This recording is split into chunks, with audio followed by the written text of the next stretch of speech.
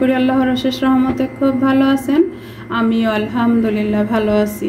তো আজকের রেসিপি এই গরমের উপযোগী একটা অনেক টেস্টি, সেটা হলো মলাই মাছ দিয়ে তেঁতুল পাতার টক। তো এই মলাই মাছ দিয়ে তেঁতুল পাতার টক বানানোর জন্য এখানে আমি নিয়ে নিছি 500 গ্রাম একটা প্যাকেট নিছি। যখন আইসটা গলায় এতটুকু হয়েছে, আইসটা গলানোর পরে আর কি। তো এখানে 500 গ্রাম মলাই মাছ, আর আছে দেশি আলু 5টা, এটাকে কুচি করে নিছি। একটা বড় সাইজের পেঁয়াজ কুচি করে নিছি, একটা টমেটো কুচি করে নিছি, 2টা রসুন কুচি নিছি, 6-7টা কাঁচামরিচ চিড়ে নিছি। এখন এর মধ্যে প্রথমে আমি মশলাগুলি দিয়ে দিব। আর আজকের রান্নাটা হাতে মাখা হবে। দিয়ে দিলাম রসুন পেস্ট 2 চামচ। এখানে আদা পেস্ট দিব না, একেবারে অথেন্টিকভাবে এই টকটা রান্না হবে। এই গরমের মধ্যে কিন্তু টক অনেক ভালো লাগে খেতে। দিয়ে দিলাম 1 চামচ হলুদ গুঁড়া, দিয়ে দিব 1 চামচ মরিচ গুঁড়া, আর দিব স্বাদ মতো লবণ। টক যেহেতু একটু বেশি তো দিতেই হবে। আর দিব 2 চামচ তেল। আর এখানে ধনে জিরা কিচ্ছু দিব না, একেবারে বললামই তো অথেন্টিকভাবে আজকের টকটা রান্না করা হবে। এখন প্রথমে আমি এগুলা মেখে নিব ভালোভাবে। তো আজকের এই গরম উপযোগী মলাই মাছের তেঁতুল পাতা দিয়ে টকটা যদি ভালো লাগে আপনাদের, তাহলে বাসায় তৈরি করে খাবেন। যাদের হাতের কাছে তেঁতুল পাতা আছে তারা অবশ্যই এই টকটা ট্রাই করে দেখতে পারেন। আশা করি অনেক ভালো লাগবে, নিরাশ হবেন না। আর যদি একটু ভালো লাগে তাহলে আমার চ্যানেলটাকে সাবস্ক্রাইব করবেন, লাইক করবেন, শেয়ার করবেন এবং কমেন্টস করবেন। প্লিজ আমার ভাই বোনেরা আমার সাথেই থাকবেন। আর যারা ফেসবুক পেজ থেকে দেখতেছেন তারা পেজটাকে লাইক শেয়ার কমেন্টস করে দিবেন। এখন আমি এর সাথে মিশিয়ে নিব রসুনগুলা। প্রথমে আমি মশলাগুলো একসাথে ভালোভাবে চটকে নিতেছি। আর আজকের এই তেঁতুল পাতা কিন্তু আমার ছোট্ট জানালা বাগানে একটা তেঁতুল গাছ আছে, সেটা থেকে আমি নিব। প্রবাসে বসে তেঁতুল পাতার টক খাওয়া ভাগ্যের ব্যাপার, তাই না? এখন আলুটাকে নিব চটকে। আর হাতে মাখা তরকারি যখন রান্না করব তখন অর্ধেক রান্নাই হাতে মাখার সময় কিন্তু হয়ে যায় এরকম। এত সুন্দর ফ্লেভার চলে আসছে মাশাআল্লাহ। এখন মাছটাকে এই সব কিছুর সাথে মিশাই দিব। এই যে মিশানো হয়ে গেল। এখন এই দিকে এটা আমি 10 মিনিটের জন্য রেস্টে রাখবো। আর এই দিকটা রেস্ট হতে হতে আমি ওই দিকে তেঁতুল পাতাটা রেডি করে নিব।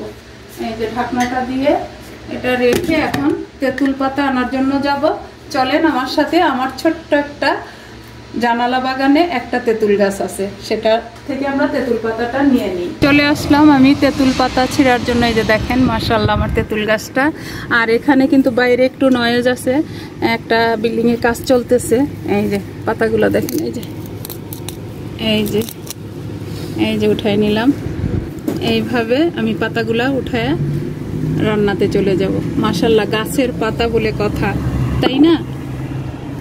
এই যে এখন আমি এই মাখানো মাছ, আলু, যে পেঁয়াজ রসুন, এর মধ্যে সামান্য একটু পানি দিয়ে দিব। 1/2 কাপের মতো পানি দিয়ে দিলাম। দিয়ে চুলাটা জ্বালাই দিব। বিসমিল্লাহির রহমানির রহিম। আর এখন একটা বলক নিয়ে আসবো। এই যে বলক চলে আসছে মাশাআল্লাহ, অনেক সুন্দর ফ্লেভারও চলে আসছে। এই গরমের মধ্যে কিন্তু এরকম একটা রেসিপি থাকলে পেট ভরে ভাত খাওয়া যায়, তাই না? আমার মেয়ে টক খায় না, আমার মেয়ের কাছেই নাকি অনেক সুন্দর ফ্লেভার চলে আসছে। এখন এই যে তেঁতুল পাতাটা আমি ধুয়ে আবার পানিতে একটু ভিজিয়ে রাখছিলাম, এখন এই যে দিয়ে দিব। প্রবাসে বসে মলাই মাছ দিয়ে তেঁতুল পাতার টক ভাবা যায়? এই যে এখন ঢাকনাটা দিয়ে আমি আরো 10 মিনিট রান্না করব। 10 মিনিট হয়ে গেল। মাশাআল্লাহ মাশাআল্লাহ এত সুন্দর ফ্লেভার আসতেছে। এটা দিয়ে তো আজকে খাওয়াটা জাস্ট জমে যাবে। মলাই মাছ দিয়ে তেঁতুল পাতার টক মাশাআল্লাহ হয়ে গেল অলমোস্ট। এখন আমি এই পর্যায়ে দিয়ে দিব 2 চামচের মতো ধনে পাতা। আর এই টকে ধনে পাতাটা দিতে চেষ্টা করবেন, ধনে পাতাটা দিলে কিন্তু অনেক ভালো লাগে। এই যে দিয়ে দিলাম। দিয়ে আর 2 মিনিটের মতো এটাকে জাল করে নিব। নিয়েই আমি এটাকে সার্ভ করে নিব। সার্ভ করে সরাসরি খাওয়ার জন্য টেবিলে দিয়ে দিব। এই যে সার্ভ করার জন্য একটা বাটি নিয়ে নিলাম। এখন আমি সার্ভ করে দেব। তো প্লিজ আমার ভাই বোনেরা কার কার ভালো লাগে অবশ্যই আমাকে কমেন্টসে জানাবেন। আর আমার ভিডিওতে আজকে একটু আওয়াজ পাবেন আপনারা, যেহেতু আমার পাশের বিল্ডিংয়ে কাজ হচ্ছে। দেখেন মাশাল্লাহ মাশাল্লাহ হয়ে গেল আমার মলাই মাছ দিয়ে তেঁতুল পাতার টক। এত লোভনীয় একটা খাবার, এটা রেখে তো বসে থাকা যায় না, তাই না? এই যে দেখেন, দেখতেও মাশাআল্লাহ অপূর্ব সুন্দর দেখাচ্ছে।